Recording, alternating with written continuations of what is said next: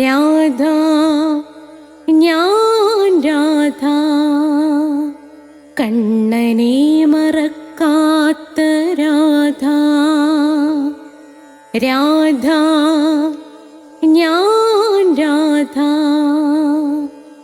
കണ്ണനെ മറക്കാത്ത രാധ. വൃന്ദാവനം നീ മറന്നോ, മധുരയെ നീ മറന്നോ. വൃന്ദാവനം നീ മറന്നോ, മധുരയെ നീ മറന്നോ. രാധയെ നീ മറന്നോ, കണ്ണാ പൈക്കളെ നീ മറന്നോ. രാധയെ നീ മറന്നോ, കണ്ണാ പൈക്കളെ നീ മറന്നോ. രാധ രാധ രാധ രാധ മറന്നിട്ടും മറക്കാത്ത രാധ. മറന്നിട്ടും മറക്കാത്ത രാധ. രാധേ രാധേ രാധേ രാധേ മറന്നിട്ടും മറക്കാത്ത രാധ. മറന്നിട്ടും മറക്കാത്ത രാധ.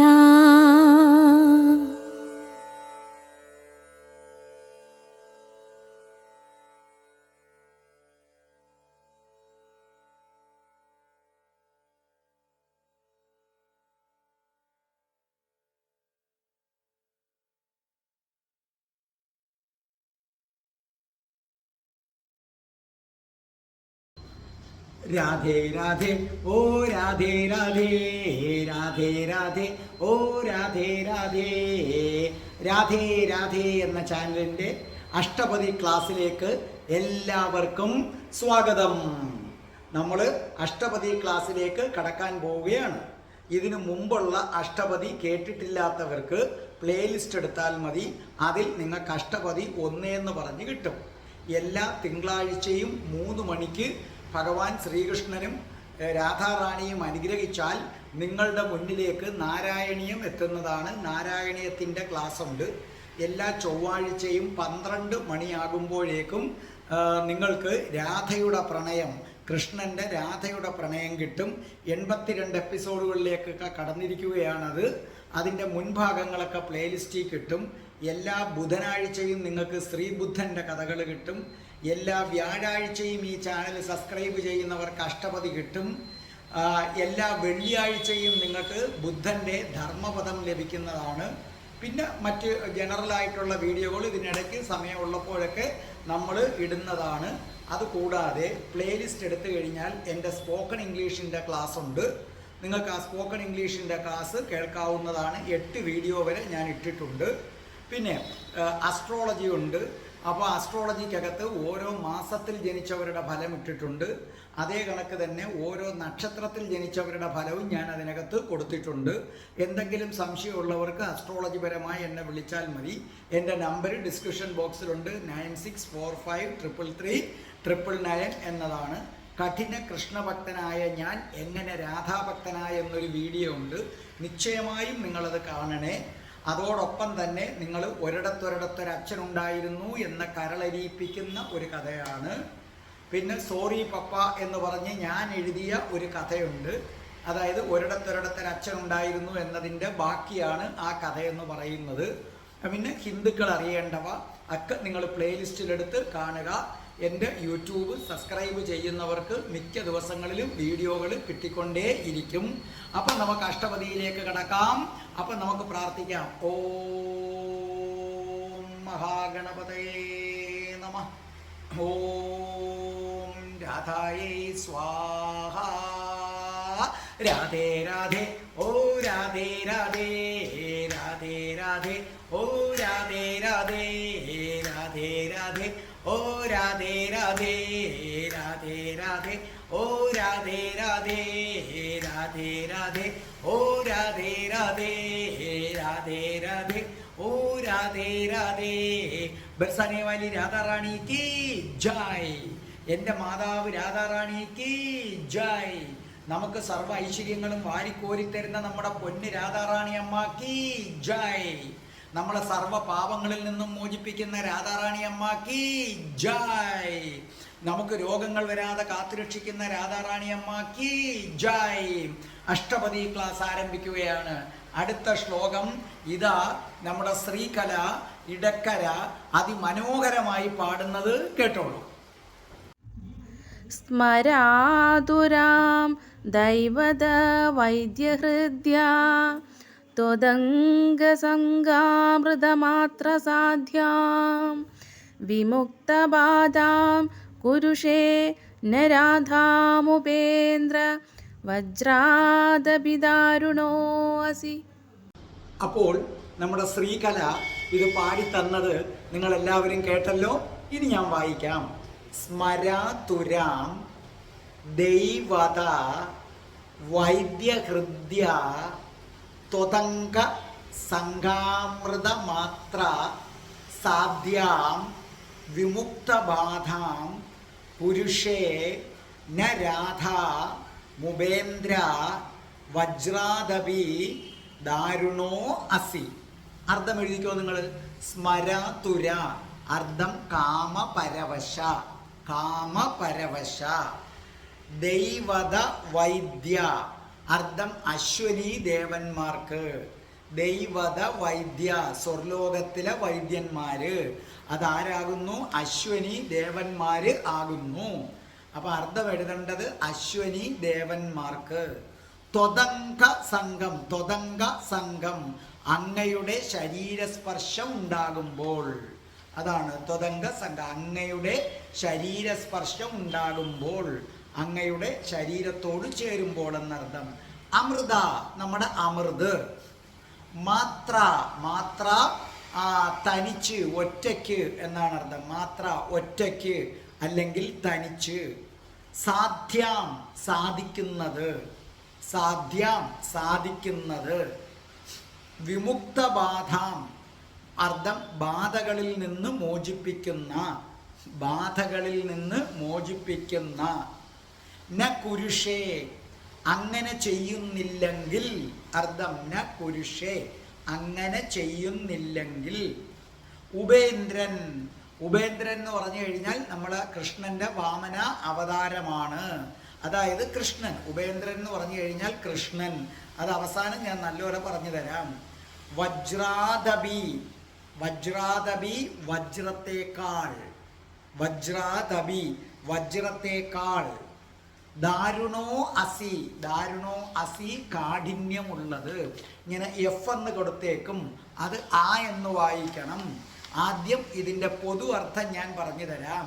ഹേ ശ്രീകൃഷ്ണ, അല്ലയോ ഉപേന്ദ്ര. ഉപേന്ദ്ര എന്ന് പറഞ്ഞാൽ കൃഷ്ണനാണ്. ഹേ ഉപേന്ദ്ര, അല്ലയോ കൃഷ്ണ, കാമപരവശയും അങ്ങയുടെ കരപരിലാളനകൾ കൊണ്ട് മാത്രം, ആ കരപരിലാളനകൾ കൊണ്ടുള്ള അമൃത്, ആ അമൃത് കൊണ്ട് മാത്രം ജീവൻ തിരിച്ചു കിട്ടാൻ സാധ്യതയുള്ളവളുമായ രാധയെ സ്വർഗലോകത്തെ വൈദ്യന്മാർക്കിടയിൽ പ്രിയങ്കരനായ അവിടുന്ന് ബാധാവിമുക്തമാക്കുന്നില്ലെങ്കിൽ കൃഷ്ണ, അങ്ങയുടെ ഹൃദയം വജ്രത്തേക്കാൾ കാഠിന്യമുള്ളവനാണ്. അങ്ങയുടെ മനസ്സിന് അത്രയും കട്ടിയുണ്ടെന്ന് ഉറപ്പാണ്. ഇനി നമുക്ക് വിശദീകരിച്ചു പറഞ്ഞു തരാം. നിങ്ങൾക്ക് മനസ്സിലാകുന്ന രീതി പറഞ്ഞു തരാം. ഇവിടെ രാധാറാണി കാമപരവശയാണ്. കൃഷ്ണനുമായി അങ്ങ് സംഗമിച്ചു കൊള്ളാൻ വയ്യ രാധാറാണിക്ക്. അങ്ങനെ കാമപരവശയായി, അതായത് ശുദ്ധമായ കാമം, നിങ്ങൾ ഉദ്ദേശിക്കുന്ന ഒരു കാമമല്ല, അതിശുദ്ധമായ കാമത്തിൻ്റെ കൊടുമുടിയിൽ നിൽക്കുകയാണ്. കാമം വർദ്ധിക്കുമ്പോൾ എന്ത് സംഭവിക്കും? ശരീരഭാരം കുറയും, അല്ലേ? മനുഷ്യരും അങ്ങനെ തന്നെ. പരസ്പരം അതിഭയങ്കരമായ പ്രണയത്തിൽ ഒരു സ്ത്രീയും പുരുഷനും ആലിംഗനം ചെയ്യുന്നു എന്ന് വിചാരിക്കുക. പ്രണയിക്കുന്ന രണ്ടുപേര് പ്രണയത്തിൻ്റെ മൂർധന്യത്തിൽ ആലിംഗനം ചെയ്ത് ചുംബനങ്ങൾ കൈമാറിക്കഴിയുമ്പോൾ അവർക്ക് രണ്ടുപേർക്കും അവരുടെ ശരീരം താങ്ങാൻ പറ്റാതെ വരും, ശരീരഭാരം കുറയും. അങ്ങനെയാണ് അവർ നിലത്തേക്ക് വീഴുന്നത്. അതുപോലെ ഇവിടെ രാധാറാണിക്ക് തൻ്റെ ശരീരഭാരം കുറയുകയും ദേഹം തളരുന്നത് പോലെ വരും, കണ്ണുകൾ കൂമ്പിയടയും. കാമപരവശം വരുമ്പോൾ അങ്ങനെയാണ്, ദേഹമൊക്കെ അങ്ങ് തളരുന്നത് പോലെ തോന്നും, കണ്ണുകളൊക്കെ കൂമ്പിയടയും, ശ്വാസഗതി വർദ്ധിക്കും, മാറിടം ഉയർന്ന് താഴും. അങ്ങനത്തെ ഒരവസ്ഥയിൽ രാധാറാണി എത്തി. ആ അവസ്ഥയിൽ ഒരു പക്ഷേ രാധാജിയുടെ പ്രാണൻ വരെ നിന്നു പോകാൻ സാധ്യതയുണ്ട് കൃഷ്ണ. അതുകൊണ്ട് എൻ്റെ യജമാനത്തിയായ രാധാറാണി ജീവൻ വെടിയുന്നതിൻ്റെ വക്കിൽ നിൽക്കുകയാണ് എന്ന് തോഴി കൃഷ്ണനോട് പറയുന്നു. എന്നിട്ട് തോഴി തന്നെ പറയുന്നു, കൃഷ്ണ, ഇതിനൊരു മരുന്നുണ്ട്, അതെനിക്കറിയാം, ആ മരുന്ന് നിനക്കും അറിയാം, എങ്കിലും ഞാൻ നിന്നോട് പറഞ്ഞു തരികയാണ്. കൃഷ്ണ, നീ രാധാജിയെ ചേർത്ത് വയ്ക്കണം, പ്രണയത്തോടെ ചേർത്ത് വെച്ച് രാധാറാണിയുടെ തലമുടികൾ തലോടി, രാധാറാണിയുടെ കവിളുകളിൽ ചുംബിച്ച് ചുംബിച്ച് ചുംബിച്ച് ദേഹമാ സകലം ചുണ്ടുകൾ ഓടിച്ച് എൻ്റെ യജമാനത്തിയായ രാധാറാണിയെ രതിഭാവത്തിൻ്റെ കൊടുമുടിയിൽ കൊണ്ടെത്തിക്കൂ കൃഷ്ണ. എങ്കിൽ മാത്രമേ എൻ്റെ രാധാറാണിക്ക് കാമജ്വരത്തിൽ നിന്ന് മോചനം നേടി ജീവിതത്തിലേക്ക് തിരിച്ചു വരാൻ പറ്റൂ. ലോകത്തിലെ ഏറ്റവും വലിയ വൈദ്യനല്ലേ കൃഷ്ണ അങ്ങ്. അതുകൊണ്ട് രാധാറാണിക്ക് പ്രണയമെന്ന ഔഷധം നൽകി, രതിമൂർച്ച എന്ന അമൃത് നൽകി. വളരെ ശ്രദ്ധിക്കണം ആ വാക്കുകൾ. പ്രണയം ഒരൗഷധമാണ്. ആ പ്രണയത്തിൻ്റെ പരകോടിയിൽ, മനസ്സിലെ, പ്രണയം ഒരൗഷധമാണ്. ആ പ്രണയത്തിൻ്റെ പരകോടിയിൽ, പ്രണയം കൊണ്ട് ഹൃദയം പൊട്ടിപ്പോകുമെന്ന അവസരത്തിൽ തൻ്റെ ഇണയെ തൻ്റെ നെഞ്ചോട് ചേർത്ത് ശരീരങ്ങൾ തളർന്ന് കട്ടിലിലേക്ക് വീണ് ഇണ ചേർന്ന് ഒന്നാകുന്ന രതിമൂർച്ചയിൽ അമൃതുണ്ടാകും. അത് നിങ്ങളുടെ കുണ്ഡലിനി ശക്തിയെ ഉണർത്തും. അത് അതിമനോഹരമായ രതിയാണ്. അല്ലാതെ ബോഡിയിൽ താല്പര്യം കണ്ടുണ്ടാകുന്ന രതി വൃത്തികെട്ട രതിയാണ്. അങ്ങനെ രണ്ട് തരത്തിലുള്ള രതി ഉണ്ടെന്നറിയുക. ഇവിടെ രാധാജിയുടേത് പരമശുദ്ധമായ രതിയാണ്. അപ്പൊ പ്രണയം ഒരു ഔഷധമാണെങ്കിൽ ആ പ്രണയത്തിൽ നിന്ന് ഉണ്ടാകുന്ന രതിമൂർച്ച അമൃതാണെന്ന് ആലോചിക്കുക. ആ രതിമൂർച്ച നൽകിയാണ് കൃഷ്ണൻ ഗോപികമാരെയൊക്കെ സ്വാത്വികരാക്കി മാറ്റിയതെന്ന് അറിയുക. ഈ അമൃത് പ്രണയമെന്ന ഔഷധം കൊടുത്ത് രതിമൂർച്ച എന്ന അമൃത് ഉണർത്തി. അങ്ങനെയാണെങ്കിൽ മാത്രമേ കൃഷ്ണ രാധാറാണിയുടെ അസുഖം ഭേദമാകൂ. അത് നീ ചെയ്തില്ലെങ്കിൽ കൃഷ്ണ, നിന്റെ ഹൃദയം വജ്രത്തേക്കാൾ കാഠിന്യമുള്ളതാണെന്ന് മറ്റുള്ളവർ പറയും. അപ്പൊ ഇവിടെ സഖി കൃഷ്ണനെ വിളിക്കുന്ന രണ്ട് പേരുകൾ നിങ്ങൾ വളരെ ശ്രദ്ധിക്കണം. ജയദേവ കവി ആള് വില്ലനാണ്. രണ്ട് പേരുകൾ. ഒന്നാമത്തെ പേര് ദൈവത വൈദ്യ. ദൈവത വൈദ്യ എന്ന് പറഞ്ഞാൽ ദൈവങ്ങളുടെ വൈദ്യൻ, സ്വർഗലോകത്തെ വൈദ്യന്മാര് അശ്വിനി ദേവന്മാരാണ്. അവരെക്കാൾ കഴിവുള്ളവനും അവരെക്കാൾ സുന്ദരനുമാണ് കൃഷ്ണ നീ എന്ന് തോഴി പറയുന്നു. ഇവിടെ തോഴിയുടെ മിടുക്കാണ് പ്രധാനം. എപ്പോഴും ദൂത് പറയാൻ പോകുന്ന തോഴിയുടെ മിടുക്കിനെ ആശ്രയിച്ചാണ് അതിൻ്റെ റിസൾട്ട് ഇരിക്കുന്നത്. തോഴി ഇവിടെ എന്താ പറയുന്നത്? സ്വർഗലോകത്തെ വൈദ്യനായ അശ്വനി ദേവന്മാരെക്കാൾ കേമനും, അശ്വനി ദേവന്മാര് സുന്ദരന്മാരാണ്, അവരെക്കാൾ സുന്ദരനുമാണ് കൃഷ്ണ. ഇങ്ങനെ കൃഷ്ണനെ ആദ്യം പുകഴ്ത്തുകയാണ്.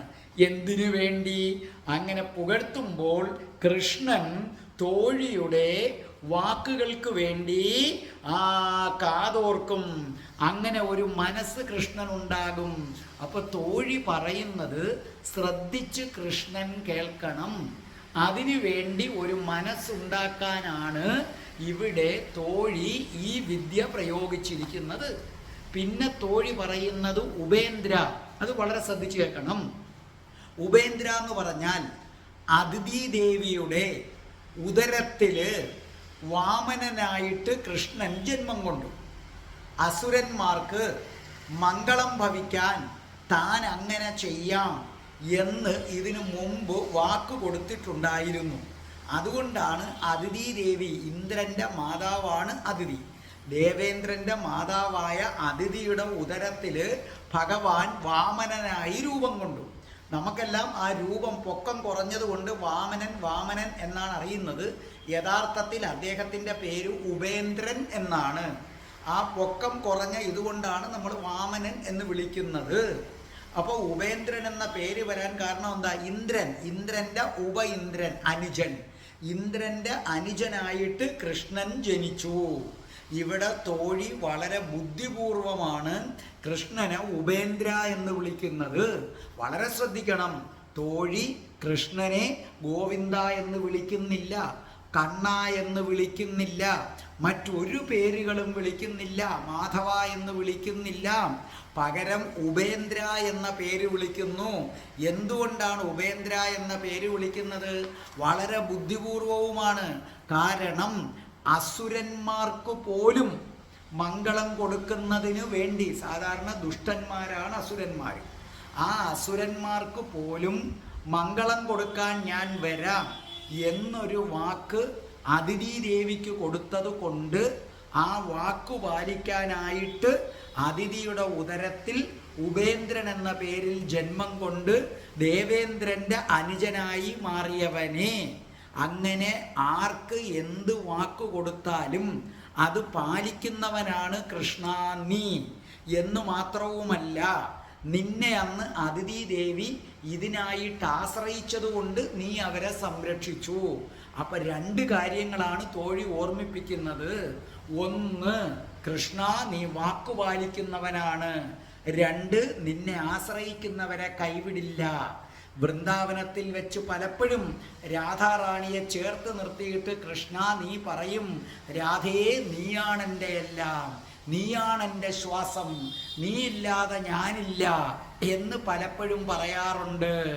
ആ വാക്ക് പറഞ്ഞത് സത്യമാണെങ്കിൽ നീ പാലിക്കണം കൃഷ്ണ. നീയില്ലാതെ ഞാനില്ല എന്ന് പറഞ്ഞത് സത്യമാണെങ്കിൽ ദേ കൃഷ്ണനില്ലാതെ രാധ ഇല്ലാതാകാൻ പോകുന്നു. ആ വാക്ക് നീ പാലിക്കണം. അതിഥി ദേവിക്ക് പോലും വാക്ക് പാലിക്കാൻ, കൊടുത്ത വാക്ക് പാലിക്കാൻ ഉപേന്ദ്രനായി ജനിച്ചവനാണ് നീ. പിന്നെ നിന്നെ ആശ്രയിക്കുന്നവരെ എല്ലാം നീ നിന്റെ അഭയത്തിൽ കൊണ്ടുവരും. നിന്നെ ആശ്രയിക്കുന്നവർക്ക് വേണ്ടുന്നതെല്ലാം ചെയ്യും. ഇവിടെ രാധാറാണി നിന്നെയാണ് ആശ്രയിച്ചിരിക്കുന്നത്. ഇവിടെ രസകരമായൊരു സംഗതി, ഇവിടെ ഈ ശ്ലോകത്തിൻ്റെ വൃത്തം ഉപേന്ദ്രവജ്രയാണ്. ഈ ശ്ലോകത്തിൽ ഉപയോഗിക്കുന്ന ജയദേവ കവിക്കൊരു ഒരു പണിയുണ്ട്, ഒരു കൗശലമുണ്ട്.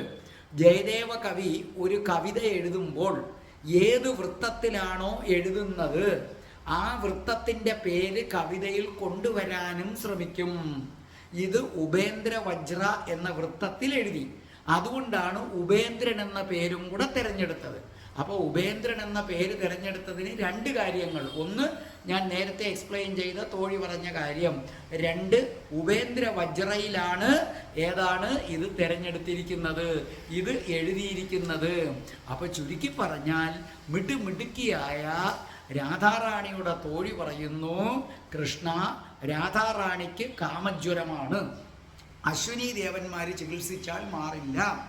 അശ്വിനി ദേവന്മാരെക്കാൾ കഴിവും സുന്ദരനുമായിട്ടുള്ള അല്ലയോ കൃഷ്ണ, അല്ലയോ ഉപേന്ദ്ര, നിന്റെ ശരീരത്തിൻ്റെ സ്പർശം കൊണ്ടും നിന്റെ കരപരിലാളനകൾ കൊണ്ടും മാത്രമേ ഇത് മാറൂ.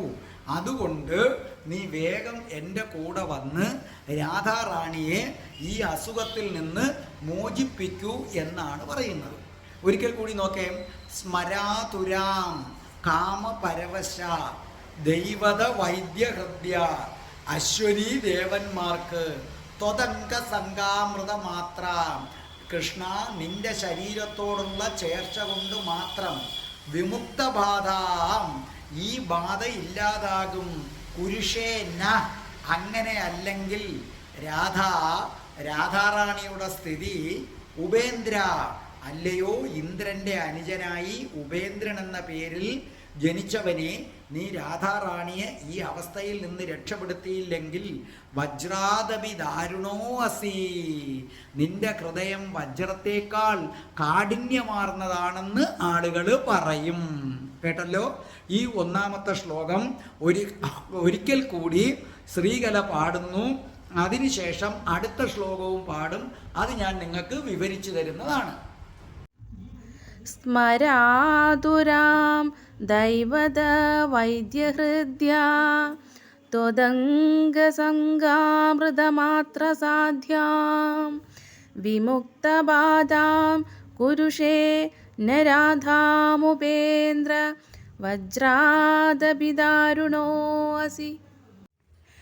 കന്ദർപ്പജ്വര സജ്വരാകുലതനോ രത്യർത്ഥമസ്യാശ്ചിരം ചേതശ്ചന്ദന ചന്ദ്രമ കമലിനീ ചിന്താസു സന്ദാമ്യതി കിം തു ക്ലാന്തിവശേന ശീതളതനും ത്വാമേകമേവം പ്രിയം ധ്യായന്തി രഹസി സ്ഥിതാ കഥമഭി ക്ഷീണാക്ഷണം പ്രാണിതി. അപ്പോൾ നമുക്ക് അടുത്ത ശ്ലോകത്തിലേക്ക് വരാം. കന്ദർപ്പ ജ്വര സജ്വരാകുല തനോരത്യർദ്ധ മസ്യാച്ചിരം ചേതന ചന്ദന ചന്ദ്രമ കമലിനി ചിന്താസു സന്ദാമ്യതി കിം തൂ ക്ലാന്തി വശേന ശീതളതനും ത്വാമേകമേവ പ്രിയം ധ്യായന്തി രഹസി സ്ഥിത കഥമഭി ക്ഷീണാക്ഷണം പ്രാണിധി. അർത്ഥം എഴുതിക്കോ. കന്ദർപ്പജ്വരം, അർത്ഥം കാമജ്വരം, കാമജ്വരം. സജ്വരം, സജ്വരം പൊള്ളുന്ന പനി. അടുത്ത വരി സജ്വരം. കന്ദർപ്പജ്വരം കാമജ്വരം. അടുത്തത് സജ്വരം പൊള്ളുന്ന പനി. ആകുല, ആകുല ദുഃഖിച്ച്. അത്യർത്ഥം, അർത്ഥം എഴുത് അത്യർത്ഥം അളവറ്റ, അളവറ്റ. ചിരം കുറേ നേരത്തേക്ക്, ചിരം കുറേ നേരത്തേക്ക്. ചേതന, ചേതന മനസ്സ്. ചന്ദ്രമ, ചന്ദ്രമ ചന്ദ്രൻ. കമലിനി, കമലിനി താമരപ്പൊയ്ക, താമരപ്പൊയ്ക.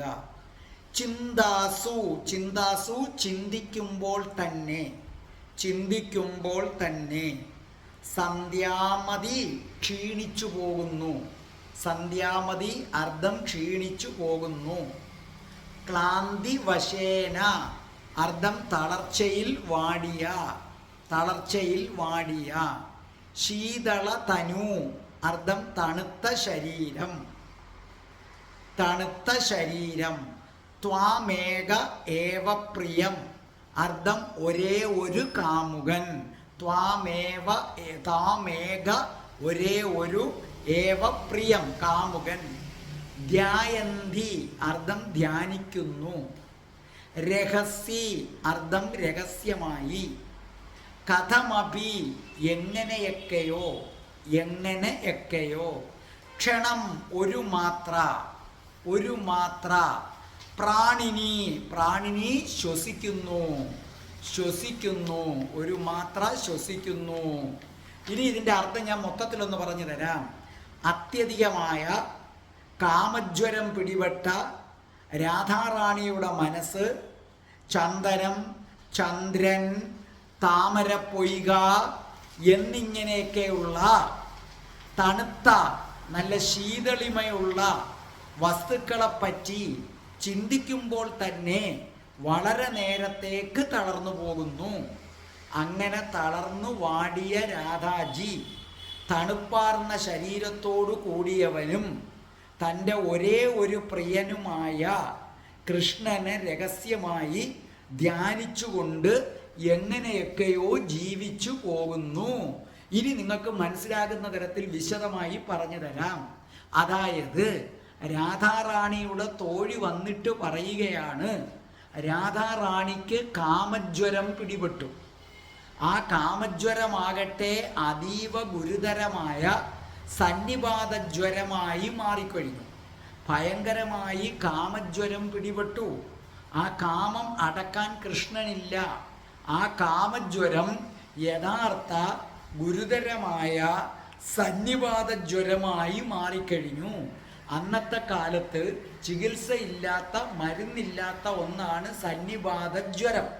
അതിനാൽ ഈ സന്നിപാതജ്വരം പിടിപെട്ട രാധാറാണി ഗുരുതരാവസ്ഥയിലാണ്. ജ്വരം മാറുന്നതിന് പല പല ഉപായങ്ങളും ഞങ്ങൾ നോക്കി. പക്ഷെ ഒന്നുകൊണ്ടും ഫലമില്ല. സാധാരണ ജ്വരം വരുമ്പോൾ തണുത്ത തുണി അല്ലെങ്കിൽ തുണി വെള്ളത്തിൽ മുക്കി നെറ്റിയിൽ നമ്മൾ ഇടും. തണുത്ത വസ്തുക്കൾ ഏതായാലും അതുകൊണ്ട് ശരീരം പൊതിയും. അതായത് ശരീരം തണുപ്പിച്ചാൽ പനി മാറും എന്നാണ് നമ്മുടെ നാടൻ വിശ്വാസം എന്ന് പറയുന്നത്. ശരീരം തണുക്കണം. ഇവിടെ എന്തു ചെയ്തു എന്ന് ചോദിച്ചു കഴിഞ്ഞാൽ ചന്ദനം തേച്ചു നോക്കി. രാധാറാണിക്ക് സന്നിപാതജ്വരത്തിൻ്റെ ചൂട് ശമിക്കാൻ അത്യധികം തണുപ്പുള്ള ചന്ദനം തേച്ച് നോക്കി.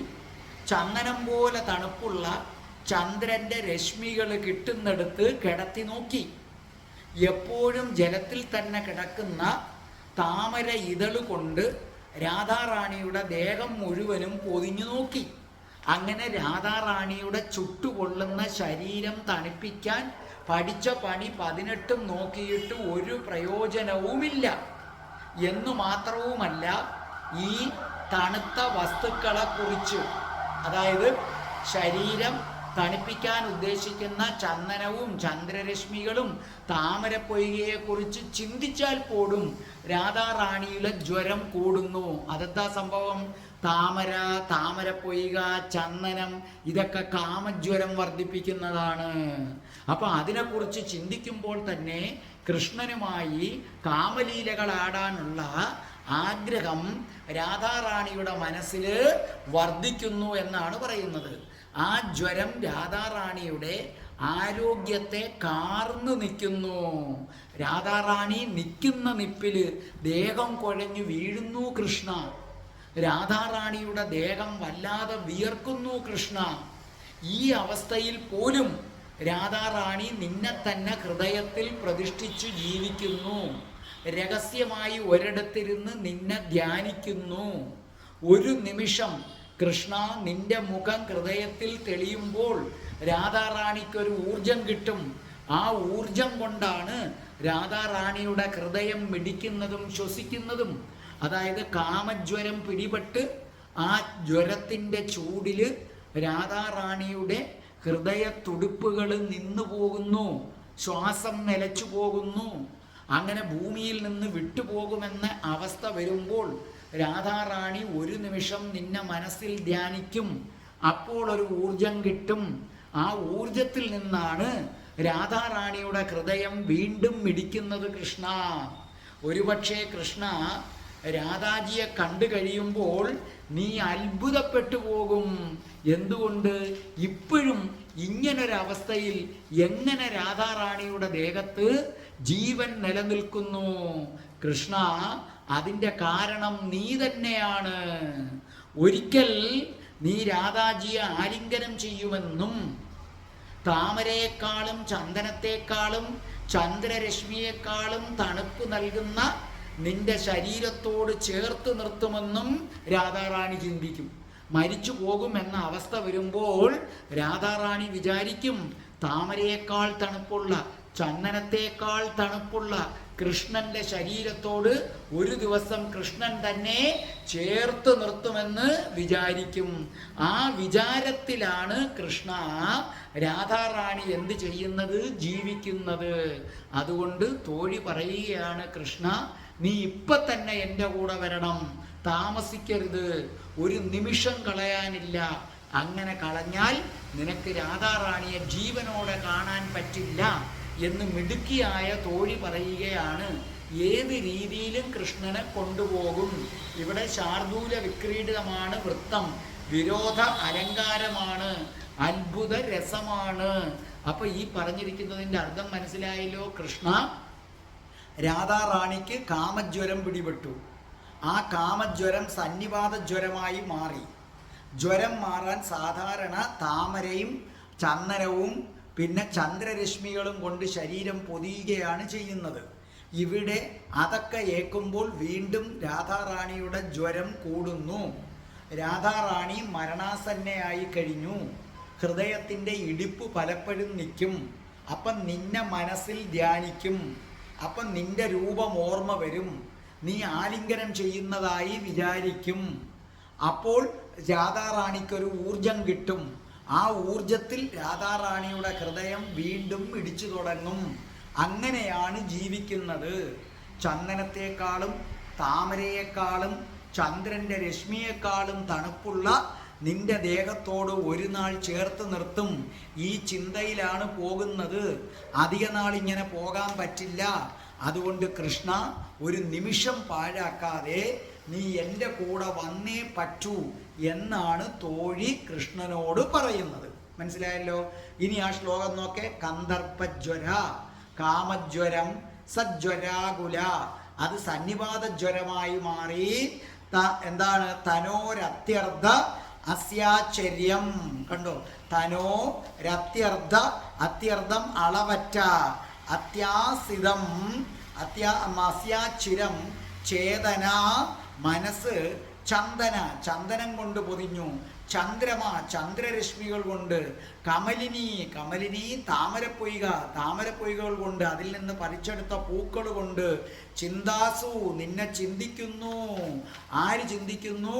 രാധാറാണി ചിന്തിക്കുന്നു നിന്നെ. സന്ധാമൃതി, അങ്ങനെ ക്ഷീണിച്ചു പോയി. കിം തു ക്ലാന്തി വശേന, വല്ലാതെ തളർന്നുപോയി. ശീതള തനും ത്വാമേകമേവ പ്രിയം, നിന്റെ ശീതളമായ ശരീരം ഒരിക്കൽ പുണരുമെന്ന് വിചാരിച്ചു. സ്ഥിതാ കഥാമപി ക്ഷീണാക്ഷണം പ്രാണിതി, അങ്ങനെ ഒരു ദിവസം നിന്റെ ശീതളമായ ശരീരം തൻ്റെ ദേഹത്തോട് ചേരുമെന്ന ചിന്തയിൽ പ്രാണൻ നിലനിർത്തി പോവുകയാണ്. വേഗം വരൂ, രാധാറാണിയെ ജീവനോടെ കാണണമെങ്കിൽ ഇപ്പം ഈ നിമിഷം എൻ്റെ കൂടെ വരൂ എന്നാണ് പറയുന്നത്. അപ്പോൾ നിങ്ങൾക്ക് മനസ്സിലായല്ലോ? ഒരിക്കൽ കൂടി ശ്രീകല ഇത് പാടുന്നത് നിങ്ങൾ കേട്ടുകൊള്ളൂ. അപ്പോൾ അടുത്ത വ്യാഴാഴ്ച ഞാൻ വീണ്ടും വരും. രാധേ രാധേ, ഓ രാധേ രാധേ, രാധേ രാധേ, ഓ രാധേ രാധേ, രാധേ രാധേ, ഓ രാധേ രാധേ, രാധേ രാധേ, ഓ രാധേ രാധേ, രാധേ രാധേ, ഓ രാധേ രാധേ, രാധേ രാധേ, ഓ രാധേ രാധേ. ഓം ശ്രീം ഹ്രീം ക്ലീം ഐം രാം രാസേശ്വരി രാധികായേ സ്വാഹ. സ്മരാതുരാം ദൈവത വൈദ്യഹൃദ്യാ ത്വദംഗസംഗാമൃതമാത്രസാധ്യാം വിമുക്തബാധാം കുരുഷേ ന രാധാമുപേന്ദ്ര വജ്രാദപിദാരുണോ അസി. കന്ദർപ്പജ്വര സജ്വരാകുലതനോ രത്യർത്ഥമസ്യാശ്ചിരം ചേതശ്ചന്ദന ചന്ദ്രമ കമലിനീ ചിന്താസു സന്ധാമ്യതി. കിം തു ക്ലാന്തിവശേന ശീതളതനും ത്വാമേകമേവം പ്രിയം ധ്യായന്തി രഹസി സ്ഥിതാ കഥമഭി ക്ഷീണാക്ഷണം പ്രാണിതി.